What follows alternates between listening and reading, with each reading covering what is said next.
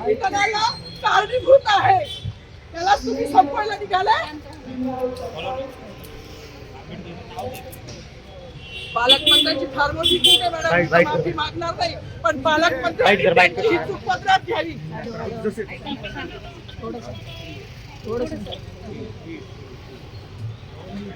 मला मीडियाशी घेणं नाही मॅडम, मला सस्पेंड केलं, मी माळूंच्या गाड्या उपसीन, मी माती काम करीन, पण बाबासाहेबांची ओळख पुसून येणार नाही. मला सस्पेंड करायचं करू शकता मॅडम, बाबासाहेबाला संपवायचं काम करायचं नाही.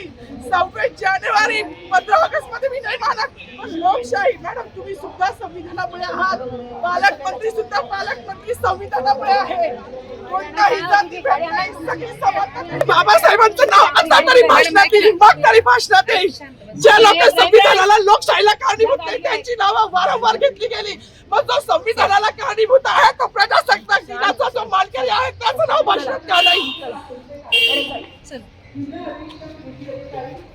मग बाबासाहेबांचं नाव आहे जो संविधानाला कारणीभूत आहे त्याला तुम्ही संपवायला निघाले.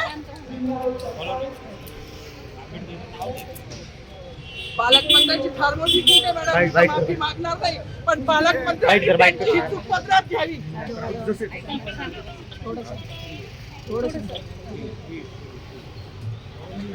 मला मीडियाशी घेणं नाही मॅडम, मला सस्पेंड केलं, मी माळूंच्या गाड्या उपसीन, मी माती काम करीन, पण बाबासाहेबांची ओळख पुसून येणार नाही. मला सस्पेंड करायचं करू शकता मॅडम, बाबासाहेबाला संपवायचं काम करायचं नाही.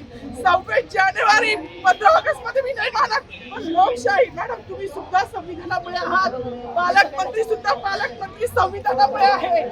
कोणताही जाती भेद नाही, सगळी समानता. बाबासाहेबांचं नाव आता तरी भाषणात येईल, मग तरी भाषणात येईल.